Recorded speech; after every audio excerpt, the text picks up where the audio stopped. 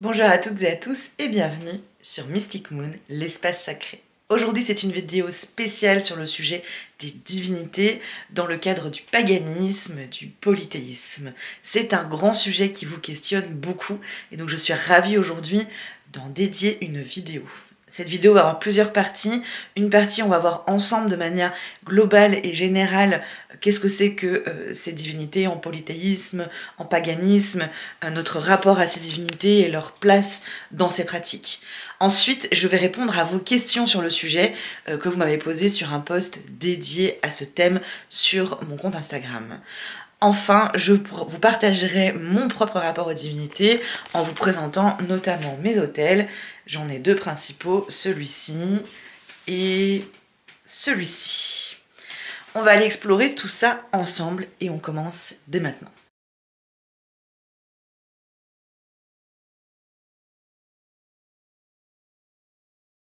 Quand on s'intéresse aux pratiques ésotériques, très vite, on peut aller explorer notamment le paganisme et tout ce que ça peut recouper avec notamment les divinités et le polythéisme. Je pense aussi que ça fait un énorme boom sur les réseaux sociaux, je dirais il y a à peu près 1 ou 2 ans, où c'est devenu vraiment un sujet très central dans la sphère ésotérique, de ce rapport aux divinités et de comment créer ce rapport aux divinités. Je trouvais donc intéressant de prendre le temps d'explorer ce sujet ensemble ici. Et je sais aussi que vous avez beaucoup de questions.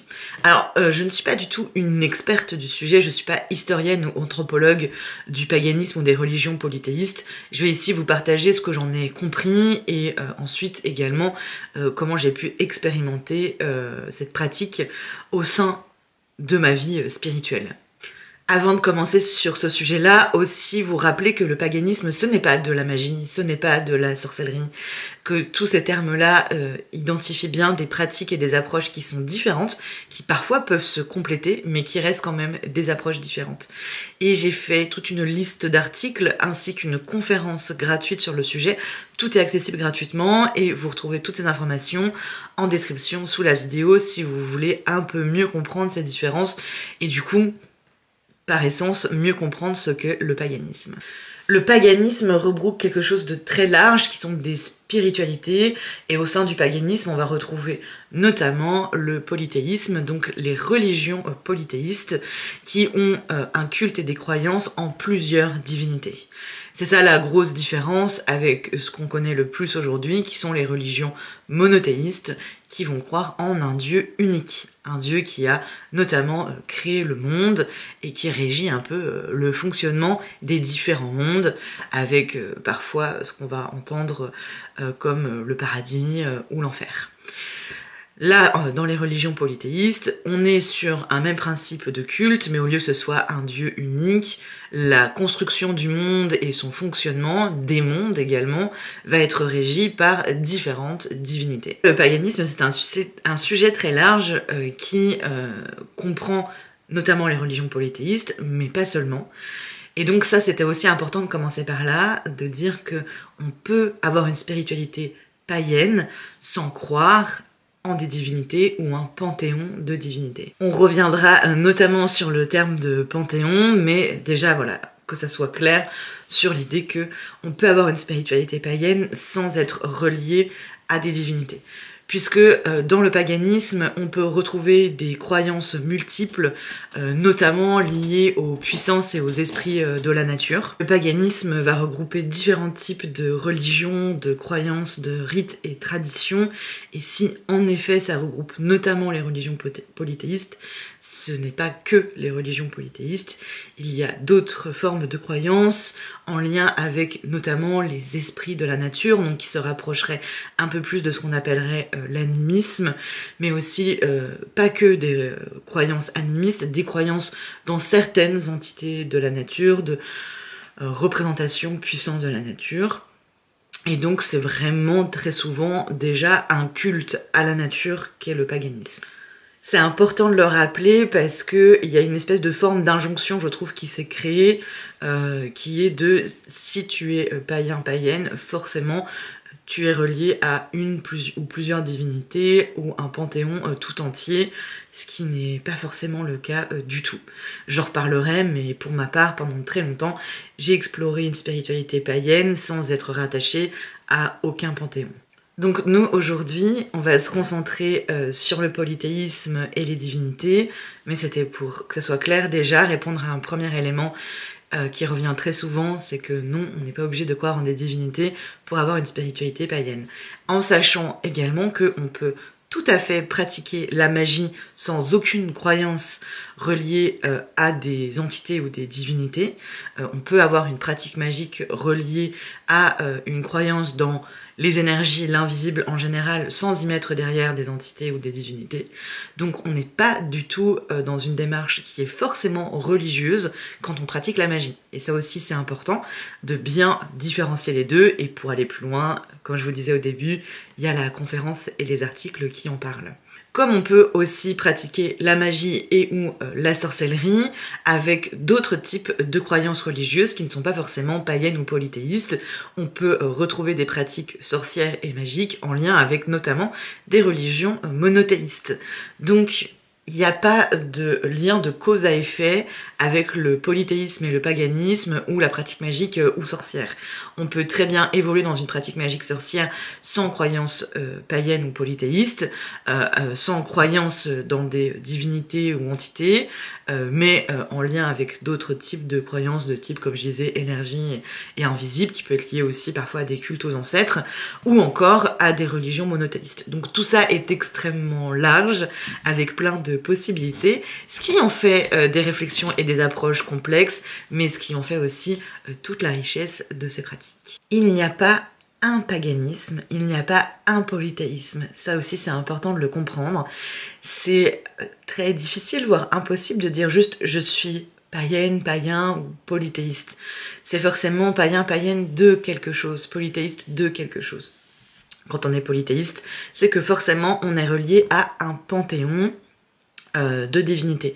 Un panthéon, c'est quoi? C'est un regroupement de divinités liées à un mythe. Par exemple, le panthéon grec lié à la mythologie grecque, le panthéon nordique lié à la mythologie nordique, etc., etc.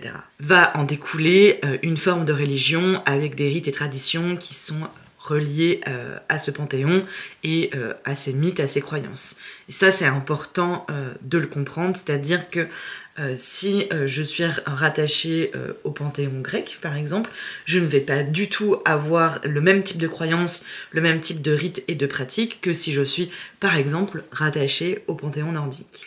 En polythéisme, c'est assez logique et évident, c'est comme au niveau des religions monothéistes, une personne qui pratique la religion catholique ne va pas du tout avoir exactement le même type de croyance et le même type de rite et de tradition qu'une personne qui va être de religion juive, par exemple. Pour autant, on va retrouver des grands principes au sein de toutes les religions monothéistes, c'est pour ça qu'elles sont regroupées sous ce même terme, tout comme toutes les religions polythéistes, on va retrouver aussi de grands principes. Pour ce qui est du paganisme, c'est pareil, donc le paganisme qui notamment est en lien avec les religions polythéistes, mais comme je disais, pas que. Malgré tout, même si ça va être lié plutôt à une croyance dans des puissances ou des entités de la nature qui ne sont pas forcément divinisées, pour autant c'est quand même lié à un territoire avec son folklore, ses légendes, ses croyances, ses traditions. Par exemple, si j'ai une spiritualité païenne plutôt reliée aux croyances scandinaves, je vais pas du tout avoir le même type de croyances, le même type de rite que si j'ai par exemple plutôt un lien avec les croyances païennes ibériques du sud de l'Europe. Parce que on va pas du tout explorer les mêmes entités avec les mêmes particularités et aussi toutes les légendes, folklore et les rites qui y sont associés. Par exemple, si je prends les religions ou les croyances qui sont autour des entités de la nature comme les fées, je peux vous assurer que le rapport aux fées chez les Scandinaves est très différent de chez les Celtes, que de chez les Germains ou chez les Ibères, et pour aussi d'autres continents du monde, on va pas du tout avoir les mêmes croyances. Donc c'est très difficile de se dire juste païen ou païenne, parce que le paganisme, ses rites, ses traditions et ses croyances sont très connectés et très reliés à une époque et à un territoire en particulier.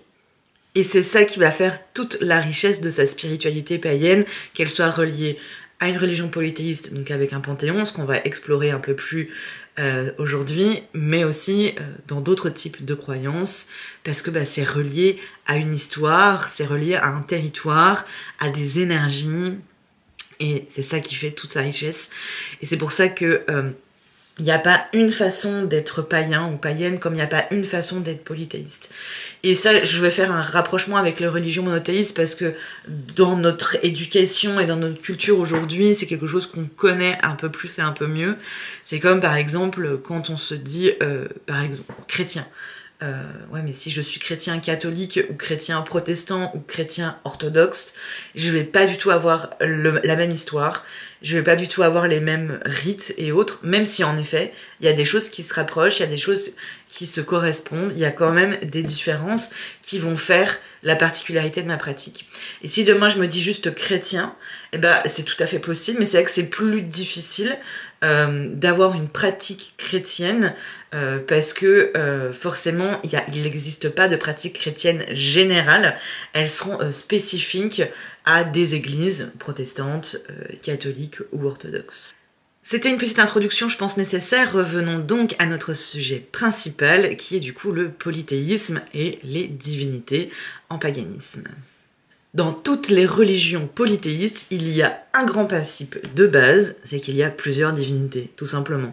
C'est ce qui va grandement les différencier des religions monothéistes, où là où il y a un dieu unique. Si aujourd'hui on peut voir un peu une renaissance du polythéisme, pendant très longtemps ce sont des religions qui ont été mises de côté, qui ont été même clairement écrasées par les religions monothéistes, on a empêché en fait d'avoir ces cultes, ce qui fait qu'aujourd'hui pour certaines religions polythéistes on a quelques traces historiques mais assez peu. C'est pour ça qu'on va parler notamment de religions reconstitutionnistes, on en reparlera après. Mais donc tout ça pour vous dire que pour ce qui est du polythéisme, en fonction des religions et en fonction du coup des époques, on va pas avoir les mêmes traces et c'est du coup difficile d'expliquer exactement ce qu'étaient certaines religions polythéistes. Quand on s'intéresse au polythéisme, il faut comprendre que chaque religion est assez complexe parce que c'est souvent un système général et composé de différents mondes avec un mythe qui explique ces créations des mondes et des divinités qui vont être associées à des particularités, à un territoire des fois, parfois, et aussi à un champ d'action. Et du coup, on va se retrouver avec des sous-systèmes et des sous-sous-systèmes dans le polythéisme, ce qui en fait de religions très complexes, mais du coup aussi très riches, avec plein d'explorations possibles. Donc c'est aussi très difficile de trouver des grands fondements communs à toutes les religions polythéistes parce que leurs systèmes sont tellement complexes que on va quand même avoir des particularités qui vont grandement les différencier.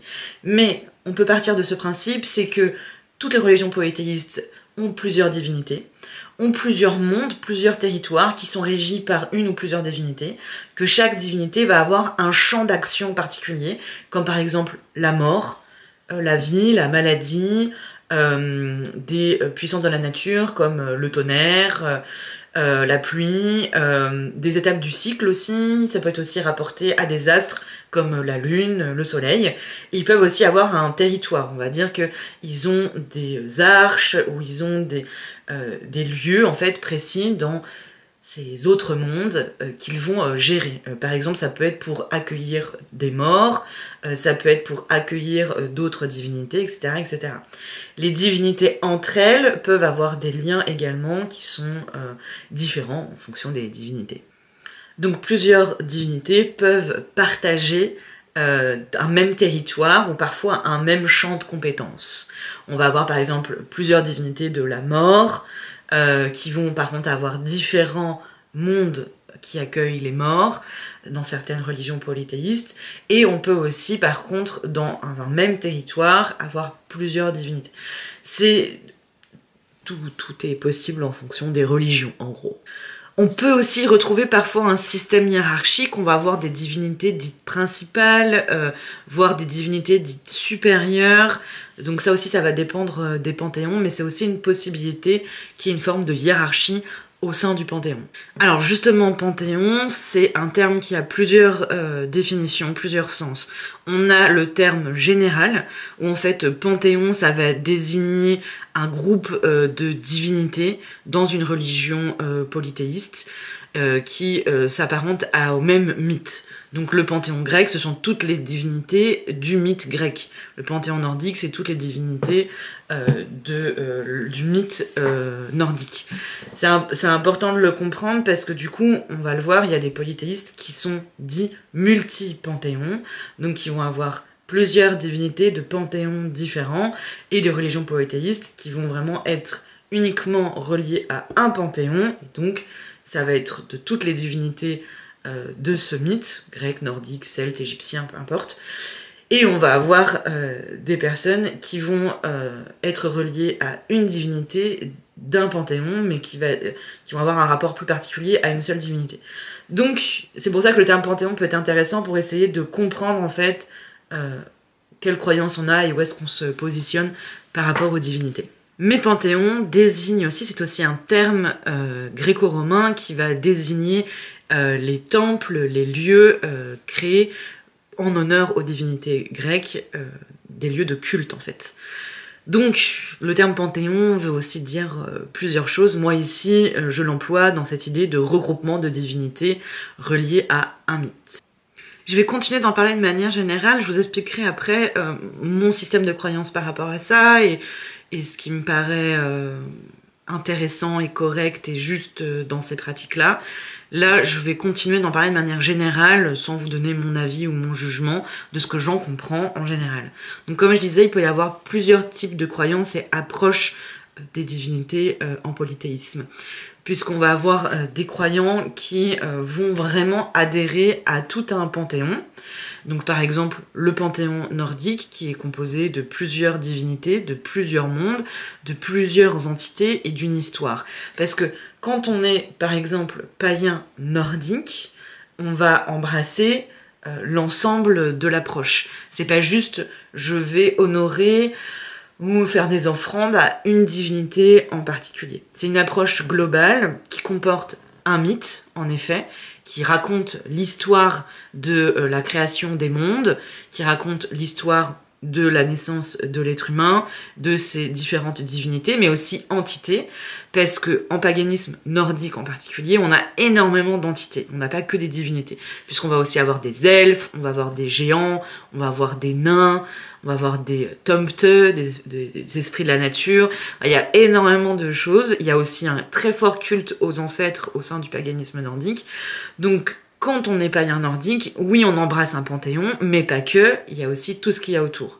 Donc le mythe, les entités, les divinités, mais aussi tous les rites et les célébrations, et de manière générale, valeurs et philosophie. Ce sont des religions, donc c'est pas juste on va pas juste s'approcher d'une divinité parce que elle nous intéresse et puis qu'elle se rapporte à un thème. Quand on est païen nordique, quand on est pratiquant de cette religion, c'est pas juste une divinité en particulier qui nous intéresse et qui va nous apporter quelque chose, c'est adopter aussi et surtout une philosophie et un mode de vie qui en découle.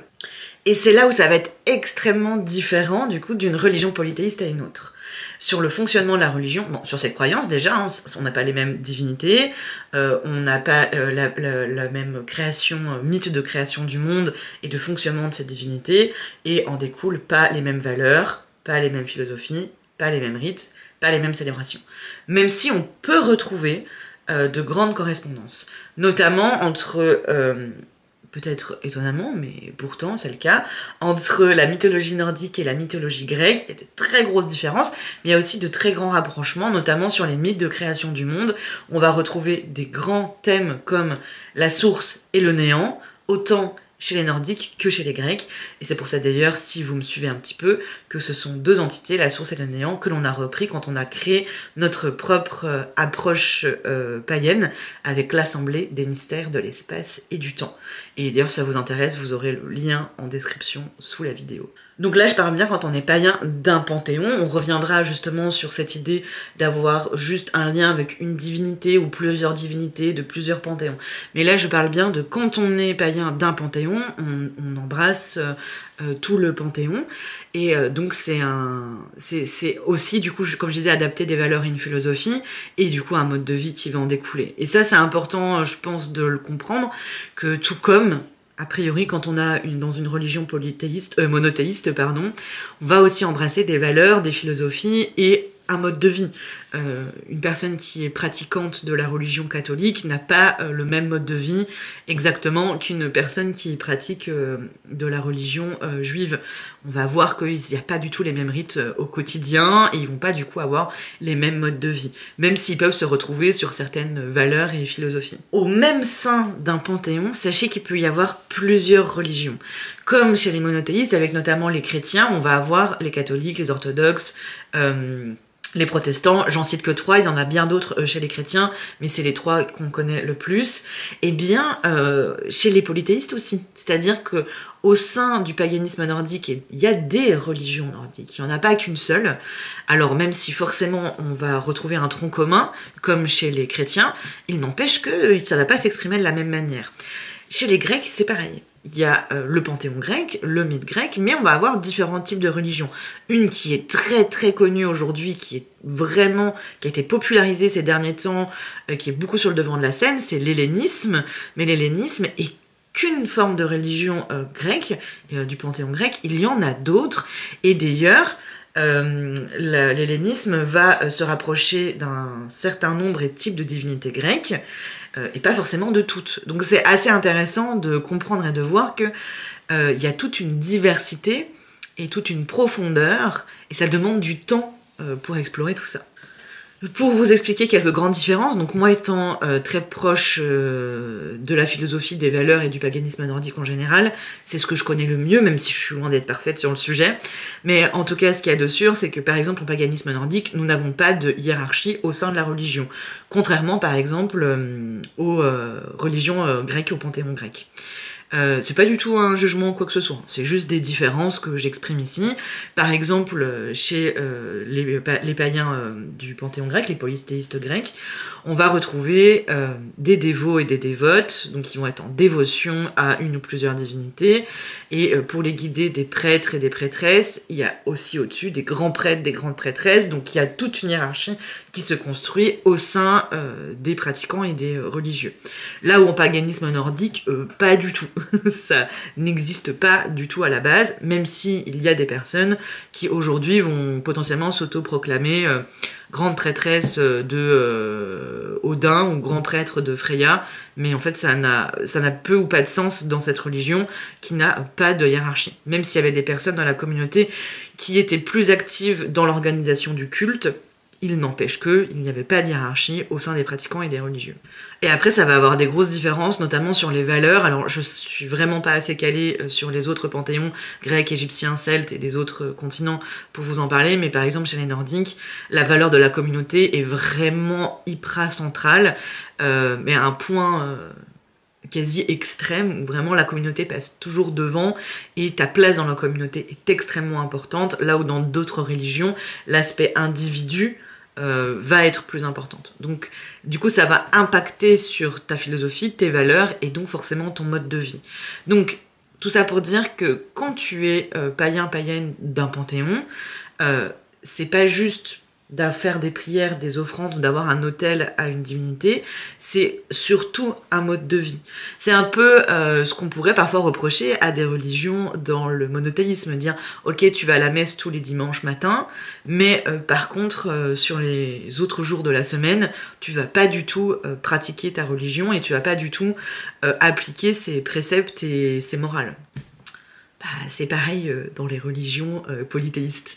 Donc c'est comment en fait je comprends les valeurs et la philosophie et les modes de pensée de cette religion et comment je peux les appliquer par rapport à ce qui me correspond et à mes possibilités dans mon quotidien. Le truc, c'est que tout ça, pour pouvoir y arriver, ça va vraiment dépendre des religions, et notamment pour les religions nordiques, c'est très complexe parce que les traces qu'on en a aujourd'hui sont assez limitées, sont assez controversées, et c'est pour ça qu'on va appeler de religions reconstitutionnistes. Pour ce qui est par exemple des panthéons grecs, on a beaucoup plus de traces, il y a encore des temples, au niveau des célébrations, etc. C'est un peu plus détaillé, mais ça reste quand même des religions reconstitutionnistes parce qu'il y a aussi beaucoup de choses qu'on a perdues, des choses qu'on ne sait pas, et ça aussi il faut le comprendre et l'accepter. C'est que quand on explore dans ces religions-là, on ne peut pas appliquer exactement ce qui se faisait avant, parce que déjà on ne sait pas exactement ce qu'il se faisait avant. C'était beaucoup de traditions orales, il n'y avait pas tant d'écrits que ça, il y en a, hein, chez les Grecs notamment, il y en a un peu plus que chez les Nordiques, mais c'est pas aussi clair et élaboré que dans d'autres religions monothéistes notamment. Et surtout, une des particularités quand même des religions païennes et polythéistes, c'est qu'elles sont vivantes et évolutives, et ce qui fait aussi que c'est très compliqué d'appliquer quelque chose comme une exactitude de ce qui se faisait dans le passé, mais surtout pour moi, là je parle personnellement, ça n'a aucun sens, ça n'a aucun intérêt, puisque ce sont des religions vivantes, évolutives. Il y avait peu d'écrits, pourquoi? Parce que ça se transmettait avant tout à l'oral, mais aussi avant tout par l'expérience. C'est vraiment des pratiques. On est vraiment dans beaucoup de pratiques et beaucoup d'expérimentation de la religion. On est moins dans « je reçois un enseignement » et je vais explorer intérieurement cet enseignement. Là, on est beaucoup plus dans « je vais vivre » la religion, je vais vraiment l'expérimenter. Et donc l'expérience va être différente de tout à chacun. Et c'est en ça que c'est des religions où il y a plus peut-être d'espace, plus d'ouverture que dans d'autres formes de religion type monothéiste, qui sont beaucoup plus encadrées par des dogmes et par un enseignement unique. Là, l'enseignement, il est beaucoup plus large, beaucoup plus vaste. Il est évolutif, et c'est vrai qu'on a perdu un peu cet aspect évolutif, je trouve, et j'en profite pour vous partager un peu mon point de vue dès maintenant par rapport à ces religions polythéistes et païennes. Je trouve qu'aujourd'hui, on essaye, pour pouvoir redonner de la place à ces religions, à recréer une forme à créer une forme de dogme en disant c'est comme ça qu'ils faisaient à l'époque, c'est comme ça qu'il faut faire, etc., etc. Je pense que du coup c'est tomber dans les travers de ce qui moi me dérange dans les religions monothéistes, c'est qu'elles sont pas capables d'évoluer avec leur temps. Le monde évolue, la nature évolue, l'être humain évolue, la religion évolue. Pour moi aussi, forcément. Chercher à calquer ce qui se faisait il y a 3000 ans, pour moi ça n'a aucun sens et aucun intérêt. Par contre, en tirer les sagesses, les apprentissages, les grands principes, oui, bien entendu. Par contre, dans la pratique au quotidien, c'est pas possible. Exemple, chez les Nordiques, la valeur du combat est très importante. La valeur combative sur la guerre, donc sur le terrain de combat, quoi. Donc c'est vraiment l'idée de je vais partir au combat, je vais partir en guerre. Chez les Nordiques, c'est très très très central. Est-ce que aujourd'hui, dans mes valeurs en tant que païenne nordique, j'ai cette valeur combative? Oui, mais pas du tout exprimée de la même manière. Je ne souhaite pas prendre les armes et partir en guerre. Par contre, je pense que je peux partir dans un combat d'idées pour défendre mes idées, pour défendre ce qui me paraît important et peut-être participer à mon niveau à l'évolution du monde de demain. Donc, on va pas reproduire exactement ce qui se faisait avant. Je vais pas aller partir en guerre avec ma hache. Non, il faut savoir être dans notre réalité aussi.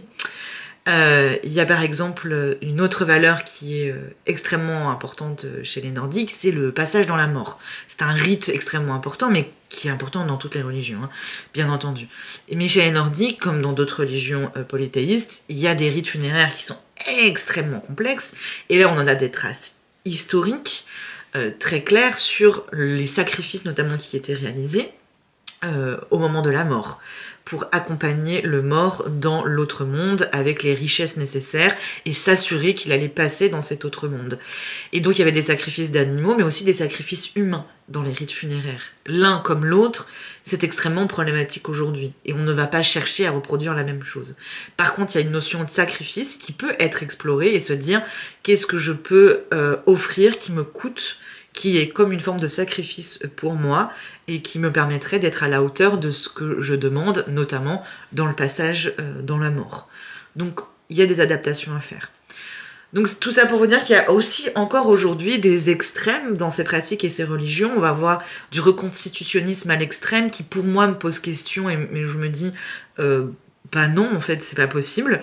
Et à l'inverse, on va surfer peut-être parfois juste sur ce qui nous paraît sympathique dans ces religions, sans les prendre dans leur ensemble.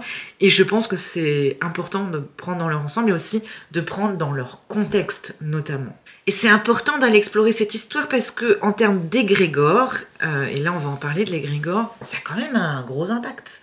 C'est-à-dire que, par exemple, les Nordiques, les Scandinaves, par rapport à leur religion, on sait que quand ils ont colonisé la Scandinavie, et notamment le Nord, avec les peuples premiers qui sont les Samis, ils ont pillé aussi de leurs croyances et de leurs valeurs, et leur religion s'est construite en pillant des terres et en écrasant un peuple.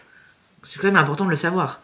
Que à l'époque viking qui est pas un peuple, hein, mais qui est une fonction, un métier dans le peuple nordique scandinave, c'était des extrêmes barbares. Ils ont fait partie des pires barbares de l'Europe, et c'était leur religion quand même. Donc il faut remettre ça dans un contexte. Chez les Grecs se sont fait écraser par les Romains, et donc si vous êtes plutôt du panthéon romain, avec Mercure et autres, bien, il faut quand même prendre en compte qu'ils ont écrasé et pillé une grande partie de la religion grecque. C'est pour ça notamment qu'on parle de gréco-romain, parce que c'est très proche finalement. Donc il faut remettre les choses dans leur contexte, et je pense que c'est pas très utile et très intéressant de prendre juste un aspect qui m'intéresse. Ça veut pas dire pour autant qu'on doit embrasser tout un panthéon. C'est pas, enfin, il n'y a rien d'obligatoire, de toute façon, vous faites ce que vous voulez. Mais il y a beaucoup de pratiques et de religions qui se sont faites autour de une ou quelques divinités, d'un panthéon ou de plusieurs panthéons. Ça se pratique aujourd'hui, ça se fait beaucoup. Juste par contre, je pense que prendre une seule divinité, par exemple, moi je crée quelque chose, une relation, une connexion avec la divinité, le dieu Odin chez les Nordiques. Et c'est tout. Pas de souci. Mais par contre, si je remets pas Odin dans son contexte, je vais pas bien le comprendre quand même. Parce qu'il fait partie d'un panthéon, il fait partie d'une histoire, il fait partie de mythes et d'une religion. Et même si je vais pas adopter tout le culte et toute la pratique et toute la religion, il faut quand même que je comprenne son contexte. Et c'est vrai qu'aujourd'hui, ce sont des approches qui sont donc difficiles parce que ça demande beaucoup d'autodidacte, d'autonomie, d'aller explorer tous ces sujets. Donc on a en effet d'autres formes de pratiques en paganisme, avec notamment cette idée de polythéisme, du coup de faire du multi-panthéon, ou de prendre qu'une partie des divinités. C'est quelque chose qui se fait beaucoup. Et notamment on viendra après à l'aspect égrégore, parce que c'est souvent lié à ça finalement. Donc en fait c'est de se dire par exemple, moi dans ma croyance personnelle, j'ai une croyance dans une divinité d'un panthéon, on va reprendre le dieu Odin chez Nordique, mais aussi je vais croire au dieu, à la divinité Osiris chez les Égyptiens, et je vais croire aussi, je sais pas, à la divinité Aphrodite chez les Grecs. Donc je vais être multi-panthéon. Et c'est là où ça devient un petit peu plus complexe. Et là, c'est à vous de faire vos recherches et de voir par rapport à vos valeurs ce qui est ok pour vous. Mais c'est vrai que, notamment, la pratique avec la divinité va être très différente en fonction de son panthéon et du coup de sa culture et de ses traditions. Par exemple, pour le dieu Odin, le type d'offrande, le type de rite et le type de trière va être extrêmement différente d'une divinité grecque comme Aphrodite ou d'une divinité égyptienne comme Osiris. Ce qui fait que ça va être très difficile d'avoir un culte aux trois en même temps. Je vais peut-être pas les mettre collés au même endroit et je vais pas faire une seule offrande pour ces trois-là. Parce que, en fait, ça n'a rien à voir Et a priori, si on a vraiment envie d'être dans une démarche sincère, dans cette idée de célébrer une tradition, un culte, une culture, c'est important de s'en rapprocher. Typiquement, moi, pour les divinités nordiques, j'ai beaucoup d'offrandes de plantes de mon territoire, parce que je suis en Suède, en Scandinavie, donc ça a beaucoup de sens. Beaucoup de vodka suédoise, qui est fabriquée ici en Suède. A priori, je suis à peu près dans les clous. Normalement, il y a aussi beaucoup d'offrandes de viande, notamment, qui se fait pour les nordiques, ce que je ne fais pas. Mais j'ai quand même essayé de me calquer à la culture nordique. Si j'offrais de la vodka suédoise à Aphrodite, je suis pas sûre que ça soit très cohérent. Donc, multi-panthéon, ça existe. Moi, ça me paraît encore plus complexe, mais je comprends tout à fait qu'on puisse avoir... Je juge pas, quoi. C'est-à-dire que je comprends qu'on puisse avoir... un lien, se sentir plus proche de cette représentation-là dans ce panthéon et d'une autre représentation d'un autre panthéon. Donc voilà, pas de jugement là-dessus. Par contre, je pense que ça demande encore plus d'organisation et encore plus du coup d'apprentissage et plus de complexité. Mais sachez que ça existe. Ensuite, il peut y avoir un culte à une divinité, une seule, au sein d'un panthéon. Là, du coup, on se rapprocherait presque d'une forme de monothéisme, parce que, je dis n'importe quoi, je vais avoir le culte à Freya du panthéon nordique, et c'est tout. C'est-à-dire que je ne prie que Freya, et je suis en lien que avec Freya. Donc ça aussi, c'est une possibilité, ça existe. Mais je pense qu'encore une fois, il ne faut pas déconnecter ces divinités de tout ce qui l'entoure. Parce que notamment il y a beaucoup de relations entre les dieux, c'est quelque chose en général, c'est par là qu'on commence quand on apprend une religion polythéiste, c'est la généalogie de nos divinités et de comprendre les liens entre les uns et les autres. Parce que c'est, pour un petit trait d'humour, c'est un peu les feux de l'amour. C'est un peu Dallas dans les mythes. Donc pour suivre qui est avec qui, etc., en termes de prénoms en plus et de noms, c'est très compliqué parce qu'ils sont pas toujours les mêmes. Donc des fois on n'est pas sûr, on parle de qui là, de l'un ou de l'autre. Même les historiens sont pas toujours très sûrs. À tel point que chez les Nordiques, on n'est même pas sûr que Frigga et Freya soient bien deux déesses différentes. Donc c'est un peu le bazar. Mais n'empêche que ces relations-là, c'est quand même beaucoup ce qui les définissent. Donc encore une fois, moi j'ai aucun jugement qu'on ait juste une divinité d'un panthéon polythéiste. Par contre, ne pas la remettre dans son contexte polythéiste, pour moi, on peut passer à côté de quelque chose quand même. À quoi est-ce que l'on croit quand on est polythéiste, quand on est païen d'une religion polythéiste? Là, il y a plusieurs approches. Je pense qu'il y en a 2 à 3 principales de ce que j'ai pu comprendre et explorer et expérimenter, mais sûrement qu'il y en a encore d'autres. De ce que moi je comprends, les 3 principales, c'est une croyance qui va vraiment embrasser du coup le fait de croire en ce que les divinités existent. Elles existent dans d'autres mondes, que du coup on va aussi croire dans le mythe qui accompagne ces divinités, à savoir le mythe de création du monde et de l'impact des divinités sur ces différents mondes, dont notre monde.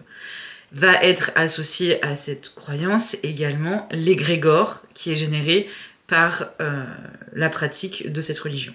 Alors l'égrégore, qu'est-ce que c'est? Je vais en parler très rapidement ici, parce que ça nécessiterait presque une vidéo à part entière pour aller au fond du sujet, mais très rapidement, l'égrégore, c'est une énergie qui se construit avec la répétition dans le temps et dans le nombre. Ça veut dire quoi? Ça veut dire que à force que l'on prie, qu'on soit des centaines de milliers à travers des siècles à prier la même divinité pour la même chose, ça va créer une forme d'énergie à laquelle on va pouvoir du coup se raccrocher, se rapporter.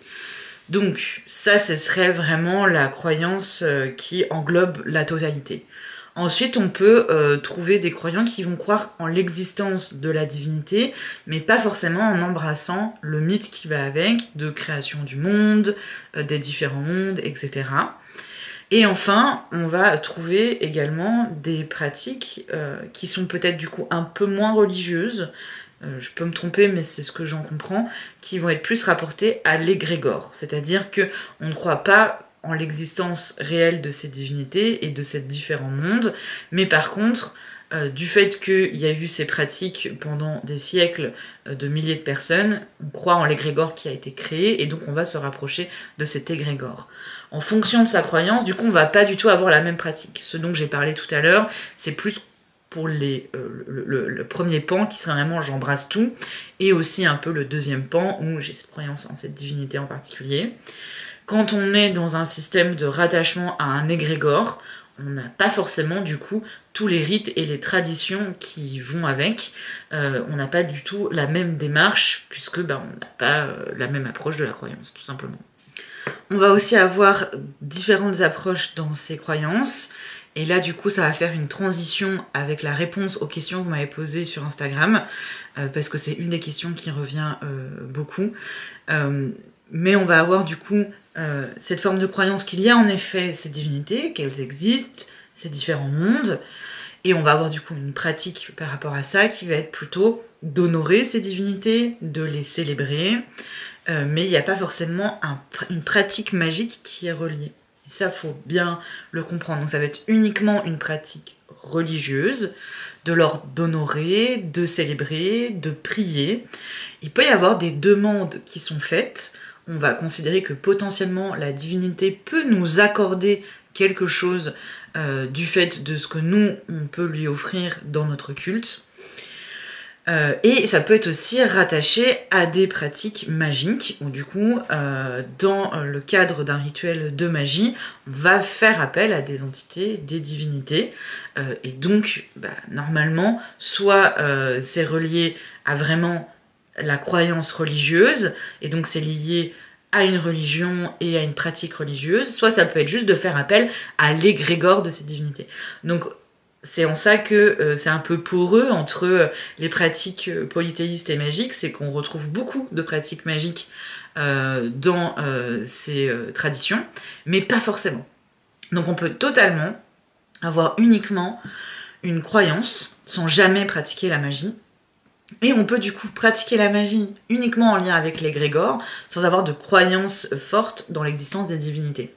Et on peut avoir les deux, cette croyance dans la divinité avec une pratique magique associée. Si je prends par exemple la pratique magique nordique, on a des pratiques magiques nordiques qui sont plus liées au lien avec les entités de la nature, plutôt animistes, en lien avec les plantes, etc. Mais on a un gros pan quand même de la magie nordique qui est relié aux croyances du panthéon nordique, de ces mythes, de ces différents mondes, avec une grande place notamment aux états de conscience modifiés et au voyage entre les mondes, et avec cette connexion du coup que l'on pourrait établir avec les divinités. Donc il y a des pratiques magiques qui sont quasiment indissociables de la religion. On va donc passer aux questions que vous m'avez posées, et une des questions qui revient très souvent, voilà ma question: comment trouver la/les divinités qui te guident et t'accompagnent? Et ça, c'est une très très grande question, et je pense que forcément on va pas tous et toutes être d'accord avec la réponse que je vais apporter. Donc prenez du recul, ce n'est que mon humble avis, et c'est tout à fait normal qu'on ne soit pas forcément d'accord. Vous pouvez bien entendu partager vous ce que vous pensez de tout ça en commentaire, en restant constructif pour que ça soit un réel échange. Donc moi, ce que je vois beaucoup aujourd'hui, notamment sur les réseaux sociaux, c'est qu'on serait potentiellement choisi par la divinité ou par les divinités, qu'elles viendraient à nous pour nous dire: oh toi, être humain, parmi ces milliards d'autres êtres humains, je te choisis toi pour suivre mon culte. Personnellement, je ne crois pas en ça. Je pense que du coup, c'est plutôt nous qui vont nourrir un intérêt pour une religion, pour un culte, etc. Et qu'on va du coup représenter ces divinités, les honorer, les prier, les célébrer, leur faire des offrandes, etc. etc. C'est-à-dire que y a cette idée: quelle divinité va me guider et m'accompagner. Je pense pas qu'il y a une divinité par être humain qui va nous guider particulièrement ou nous accompagner. Je pense que c'est quelque chose de global. C'est les valeurs, c'est la philosophie, c'est les rites, les célébrations qui vont rythmer notre vie, qui vont guider notre morale, peut-être guider du coup nos actions. Et c'est ça qui est important. Donc, étudiez les panthéons, si c'est plutôt le polythéisme qui vous intéresse que le monothéisme, ou que l'animisme, ou que d'autres formes de croyances. Si vraiment c'est le polythéisme qui vous parle, avec ce fonctionnement de plusieurs divinités au sein d'un mythe, eh bien étudiez les panthéons qui sont en rapport avec votre culture, parce qu'il y a aussi la question de l'appropriation culturelle dans tout ça. Je ne m'étalerai pas sur le sujet parce que je suis pas la bien placée pour en parler, mais il y a par exemple des religions et des approches qui sont propres à des traditions qui sont fermées pour X raisons, et je vous invite à écouter les personnes directement concernées par le sujet qui en parlent mieux que moi forcément. Mais donc il y a aussi cette question-là d'appropriation culturelle, mais de toute manière il y a cette question de il faut que ça me fasse vibrer mon âme et mon cœur pour que je puisse m'investir dans ce lien et dans cette connexion à cette religion qui n'est pas juste de faire une prière de temps en temps, mais qui est, comme je disais, un mode de vie et une approche de la vie, quoi. Donc comment savoir, comment trouver là les divinités qui nous guident et nous accompagnent? Je pense qu'il ne faut pas voir les divinités comme des guides spirituels ou des guidances, mais comme des forces supérieures qu'on va honorer, qu'on va célébrer, et qu'à travers ça, du coup, on va explorer une philosophie, des valeurs, des prises de conscience qui vont nous guider. Mais c'est pas la divinité en elle-même qui nous guide, je ne pense pas de mon point de vue. Donc c'est à vous de la choisir, je pense, avant tout. La choisir, pas pour qu'elle travaille pour vous. Et c'est ça en fait le truc, c'est que très souvent aujourd'hui, moi ce que je vois c'est, oui je travaille avec cette divinité. Cette divinité, du coup je suis en connexion avec elle et elle fait des choses pour moi. Elle fait des choses pour ma vie, etc. Je dis pas que c'est impossible, peut-être que ça l'est, je dis pas que il ne faut pas avoir cette démarche-là, mais je pense que ça doit pas être peut-être la première démarche à avoir, et c'est d'abord, je pense, un amour. Quand on a un rapport avec une religion, avec des croyances, avec des divinités, c'est de l'amour. On a ce sentiment d'aimer cette divinité, d'aimer cette façon de voir les choses et de voir la vie. Donc c'est d'abord nourrissez cet amour, puis après peut-être on verra pour le reste. Donc voilà pour la réponse que je pourrais donner à cette question. Ça rejoint une autre question qui était par rapport à mon rapport aux divinités, j'en reparlerai plus particulièrement après, mais comment du coup j'ai ressenti des affinités avec certaines divinités plus que d'autres. Donc c'est là où par contre je pense qu'en effet on va avoir, même si on va être embrassé un panthéon, on va avoir plus d'affinités parce qu'elles vont représenter quelque chose, elles vont représenter des valeurs, elles vont représenter un pouvoir, elles vont représenter une puissance qui fait plus écho à nous, peut-être aussi dans cette étape de vie, peut-être que ça va aussi évoluer au fil de notre vie. Et alors, pour ma part, ça a été une expérience personnelle avec la déesse Freya, qui m'a vraiment fait un tilt sur ah bah peut-être que les divinités peuvent avoir une place dans mes croyances et dans ma pratique. Ça arrivait très tardivement, j'en reparlerai, mais moi j'ai pas du tout une approche avec des divinités au début de ma pratique.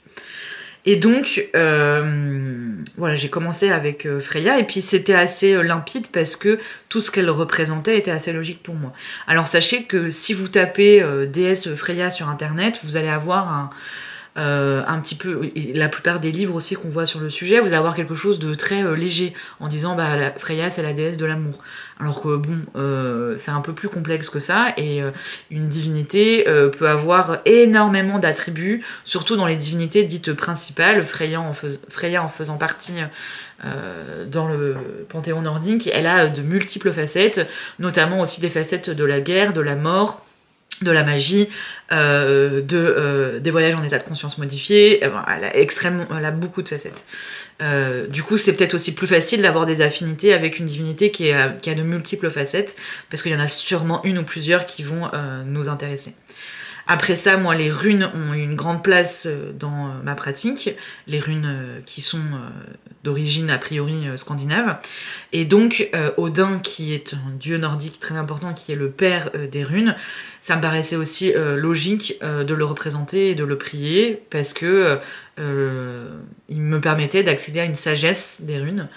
Notamment, Odin est aussi une divinité très importante dans le paganisme nordique, puisqu'il a participé à la création du monde des humains. Donc, comment je crée des affinités? Ben, en fait, j'étudie la divinité, et j'essaye de comprendre son histoire, j'essaye de comprendre sa place, qu'est-ce qu'elle apporte dans cet écosystème, et comment du coup je vais pouvoir moi m'y relier en l'honorant, en la célébrant, en la priant, adapter mes prières, mes offrandes, et c'est comme ça que des affinités se font. J'ai aussi une grande affinité avec le dieu Thor, qui est un dieu de l'éclair, éclair étant un de mes noms de pratique, enfin les dieux du tonnerre, et notamment du coup des éclairs, qui est avec ce marteau, un peu le marteau de la justice. Il a une énergie très jupitérienne si je devais faire une comparaison, je trouve.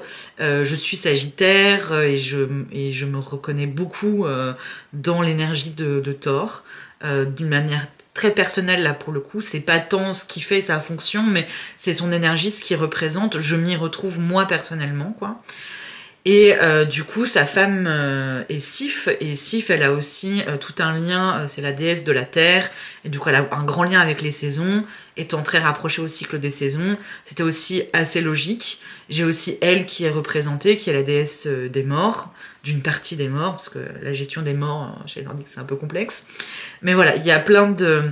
Ça s'est mis en place petit à petit, soit parce que je me retrouvais dans ces divinités, soit parce qu'elles étaient reliées à une fonction, à un territoire, une énergie qui me parlait par rapport à ce que moi je pratiquais et ce en quoi je croyais moi-même.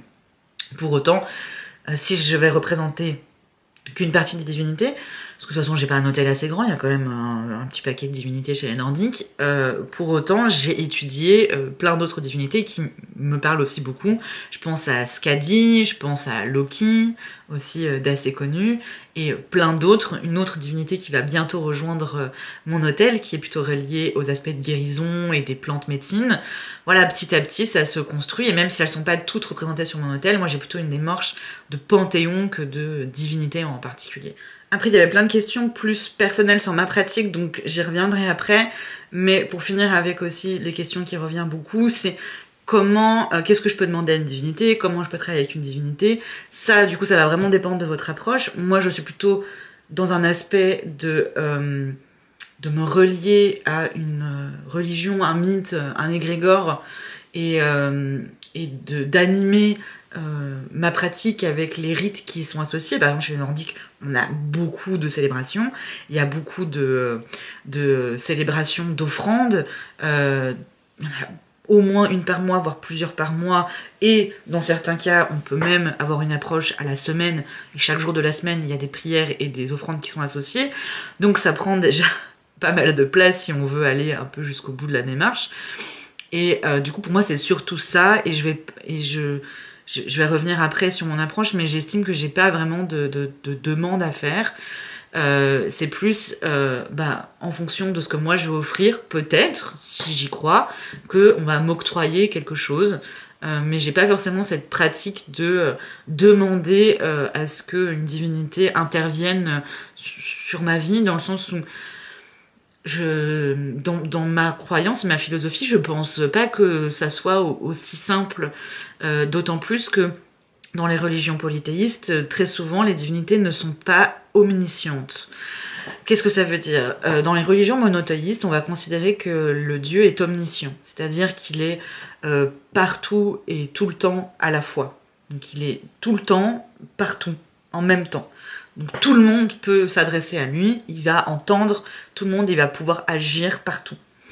Dans les religions polythéistes, beaucoup de panthéons, on considère que les divinités ne sont pas omniscientes, notamment chez les Nordiques.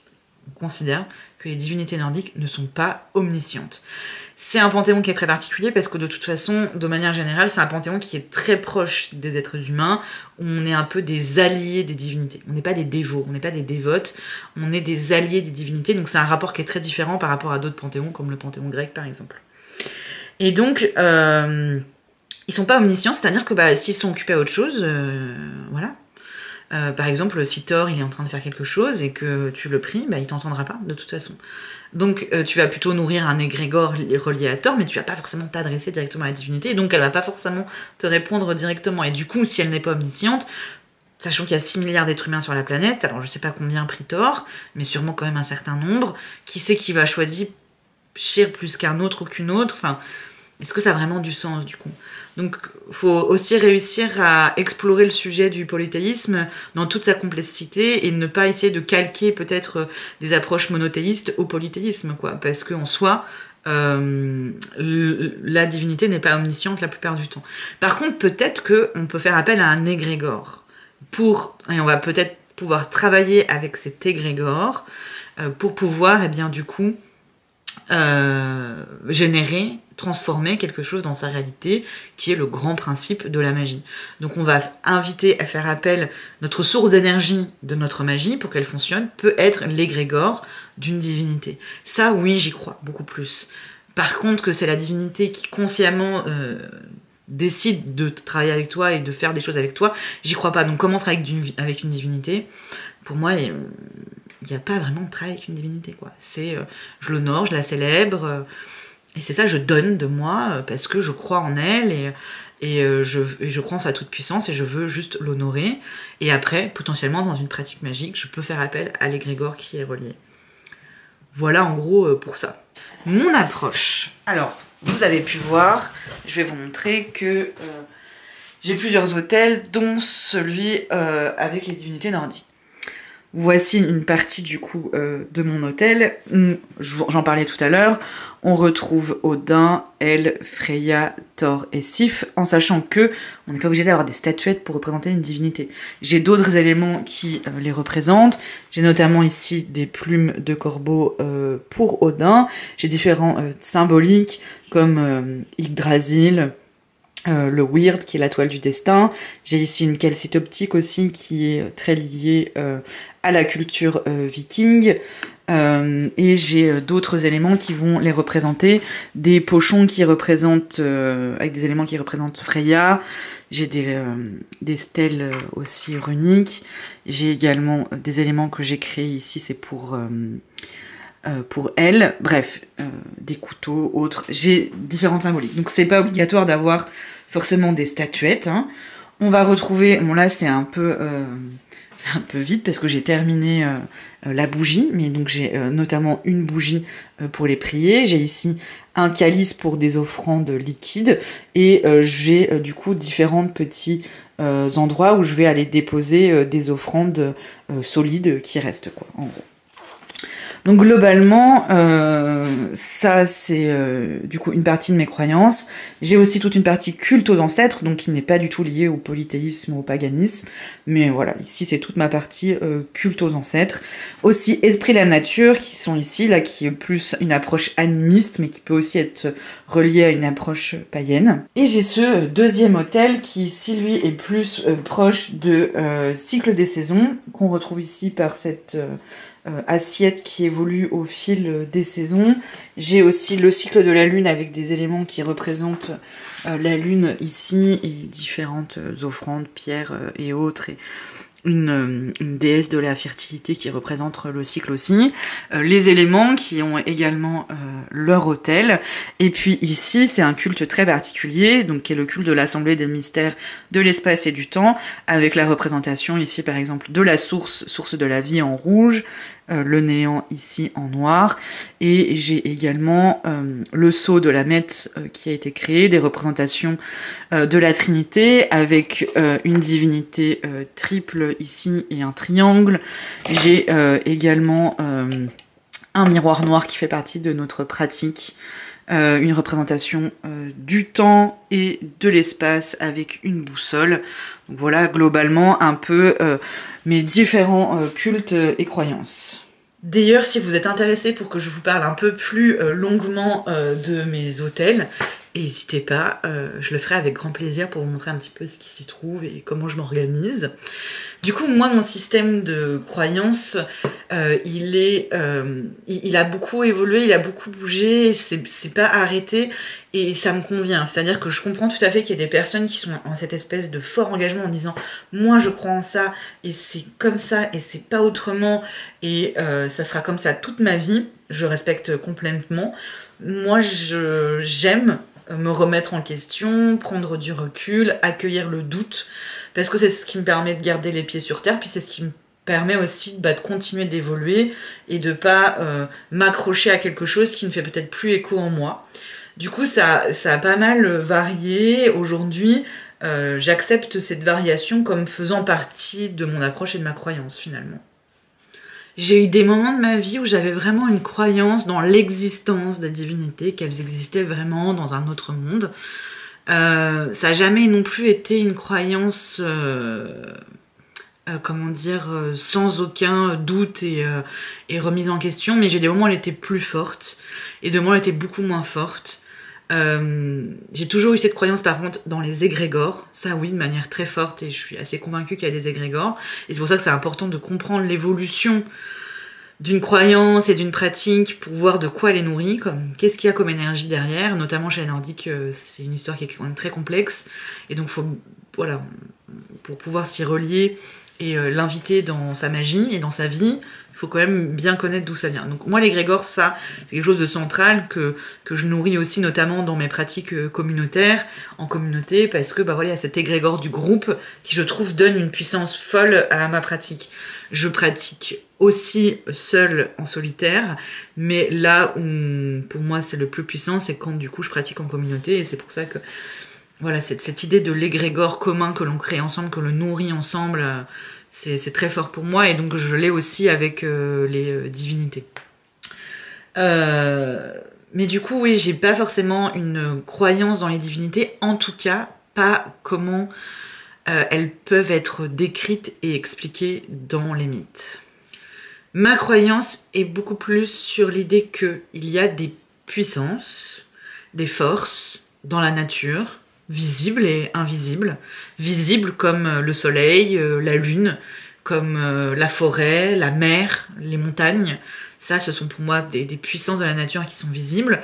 Et puis peut-être aussi des puissances invisibles, comme l'énergie de la vie, de la mort, des choses qui sont pas forcément perceptibles directement. Et tout ça, bah, ce sont des grandes puissances. Et je pense que c'est potentiellement des puissances qui peuvent avoir une forme de conscience, une forme d'intelligence et un potentiel d'action et d'impact sur nos vies. Ça aussi, j'ai cette croyance. Notamment, c'est pour ça que je travaille beaucoup avec la magie des éléments et les cycles des saisons et de la lune, cette idée de la source et du néant, etc. Enfin, c'est des choses qui forcément m'évoquent beaucoup.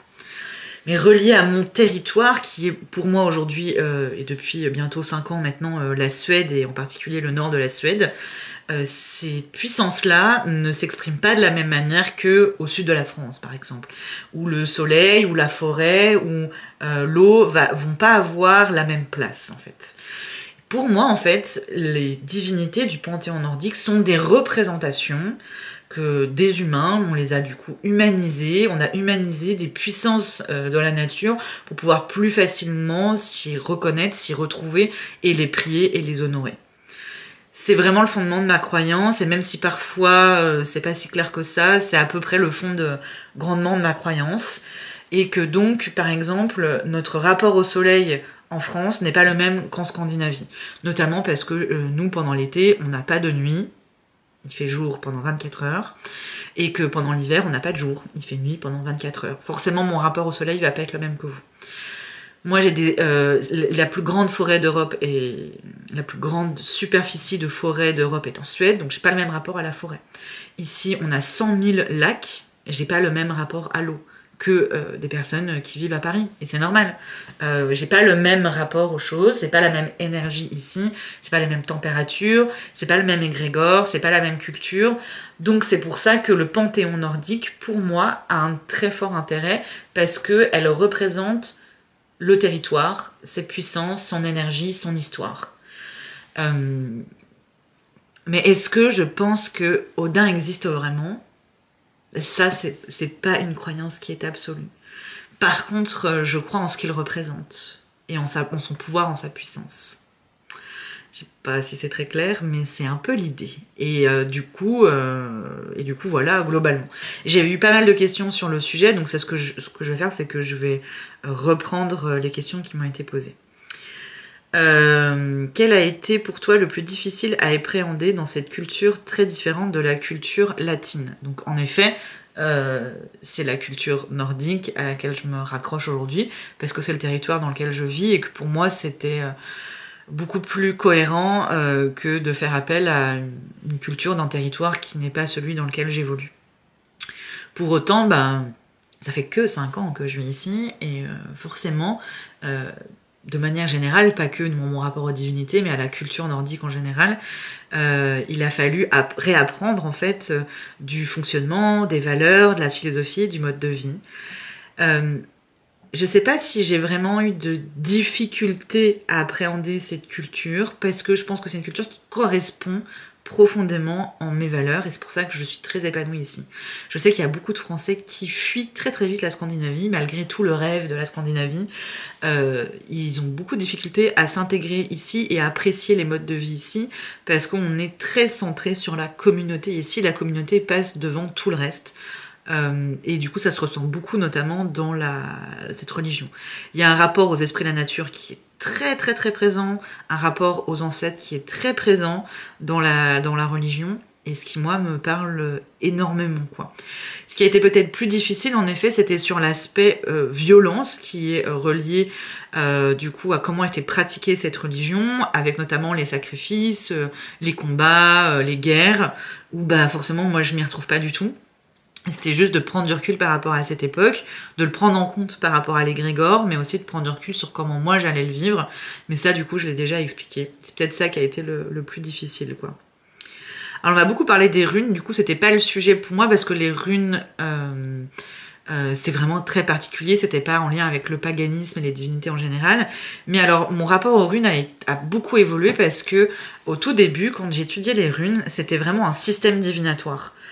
Pour moi, tout le monde parle de ça. Tu achètes n'importe quel bouquin sur les runes. Dans la plupart du temps, heureusement, il y a quand même des bons livres sur les runes, mais il y a beaucoup de livres sur les runes, ils vont juste de parler de l'aspect divinatoire. Alors que historiquement, on ne sait pas du tout si les runes ont été utilisées en divination, même si moi je les utilise en divination, et je trouve que c'est un super bel outil divinatoire, mais c'est avant tout un alphabet, et si on devait lui porter, lui donner quelque chose de plus ésotérique, c'est avant tout un langage qui permettrait de communier et de communiquer avec le divin et le sacré. D'ailleurs, dans le mythe, c'est Odin qui offre les runes aux humains pour faciliter la communication avec les divinités. Donc pour moi, c'est avant tout un objet, un outil sacré, c'est un alphabet sacré qui permet plutôt une approche magique et religieuse qu'une approche divinatoire avant tout. Donc elles ont une grande place avant tout, de lien avec le sacré et les divinités. Mais oui, j'ai aussi une approche en divination. Et du coup, je ne vais pas aller trop loin sur le sujet. Sachez que j'ai fait tout un programme sur les runes en 3 modules qui, je pense, est assez complet et qui vous permet quand même grandement d'explorer les runes d'un point de vue divinatoire, magique et de manière générale historique, connexion, fabrication, blablabla. Donc vous pouvez aller voir en description sous la vidéo. Mais du coup, en gros, c'était est-ce que je les utilise au quotidien, les runes en divination? Non. Parce que les runes est un très ancien alphabet qui fait référence à des symboliques et des archétypes qui sont anciens et qui ont peu ou pas de rapport très souvent avec notre vie quotidienne moderne. Et donc je vais plus les utiliser sur une approche archétypale et profonde, sur vraiment quelque chose de l'ordre de l'exploration de soi et de son chemin et de son rapport au sacré, que des questions sur le travail ou ma relation avec quelqu'un, ou voilà, pour moi c'est un peu plus grand que ça.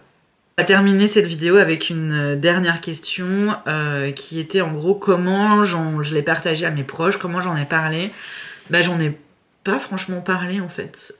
Je pense que ça dépend de chacun et chacune, seulement qu'il y a des personnes qui ont cette nécessité d'en parler. Bon, moi il se trouve que je suis présente sur les réseaux sociaux, que j'en parle ouvertement et qu'en soi si mes proches ils ont envie de savoir ça, eh bien ils regardent peut-être mes vidéos, peut-être qu'ils me suivent ce que je partage sur les autres réseaux, Instagram et autres, et du coup bah, ils ont connaissance de ça directement. Et du coup bah, s'ils avaient des questions à me poser, bah, ils me les poseraient, ce qui n'est pas le cas. Après c'est pas comme si on était des grands communicants non plus dans ma famille, donc je pense que ça va dépendre beaucoup des familles. Peut-être qu'ils n'ont pas forcément un intérêt pour ce que je fais et ce que je vis, et c'est ok. Et je demande pas à ce qu'on s'intéresse à ça, en soi c'est de moi à moi-même, ou de moi avec ses égrégores et ses croyances et ses divinités.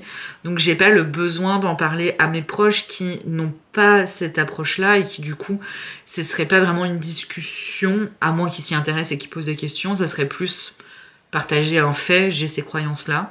C'est vrai que bah, du coup, avec Magie Saisonnière notamment et Mystic Moon, bah, on a créé une communauté dans laquelle on peut échanger, discuter, et ce qui fait que j'ai pas ce besoin-là d'en parler avec mes proches.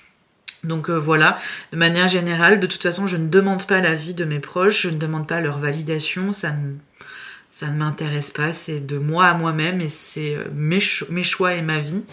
Et du coup, ben, s'ils acceptent, bah, c'est cool, s'ils acceptent pas, ça ne changera rien pour moi. Donc j'ai un rapport peut-être particulier aussi à ça qui sera forcément différent et peut-être que vous le vivrez pas émotionnellement de la même manière. C'était une très longue vidéo, mais je pense qu'il était vraiment intéressant d'explorer ce sujet enfin.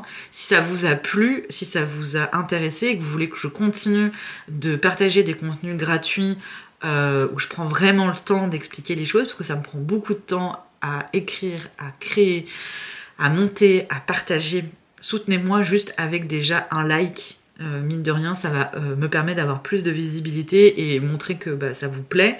Vous pouvez aussi vous abonner à la chaîne, c'est gratuit. Et vous pouvez également peut-être me laisser un petit commentaire.